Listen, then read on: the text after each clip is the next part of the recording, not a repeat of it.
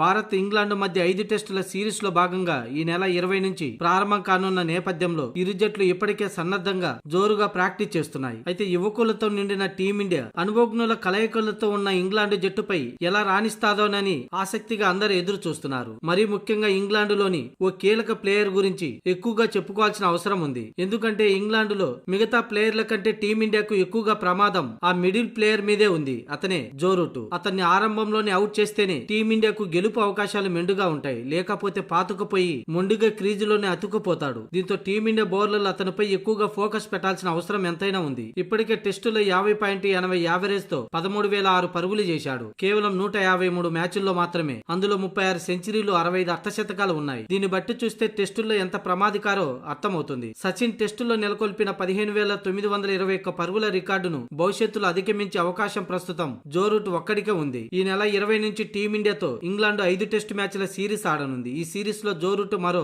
373 పరుగులు చేస్తే ఆసీస్ దిగ్గజం రికీ పాంటింగ్ ను అధిగమించే అవకాశం ఉంది. ఈ సిరీస్ లో జో రూట్ ఈ రికార్డు సాధించడం దాదాపుగా ఖాయంగా కనిపిస్తుంది. ఎందుకంటే స్వదేశంలో జో రూట్ కు టీమిండియా మీద మంచి రికార్డు ఉంది. హోమ్ కండిషన్ లో 15 టెస్టుల్లో 25 ఇన్నింగ్స్ లో జో రూట్ ఏకంగా 74.95 యావరేజ్ తో 1574 పరుగులు చేశాడు. ఇందులో 7 సెంచరీలు, 5 హాఫ్ సెంచరీలు ఉన్నాయి. ఇండియా మీద అతడి వ్యక్తిగత అత్యధిక స్కోరు 180. ఇక ఇండియా ఇంగ్లాండ్ మధ్య మ్యాచ్ లో జో రూట్ బ్యాటింగ్ యావరేజ్ 58.55 గా ఉంది. మొత్తంగా ఈ సమీకరణాలు చూస్తే టీమిండియాకు ఇంగ్లాండ్ లో జో రూటే అత్యంత ప్రమాదకర బ్యాటర్.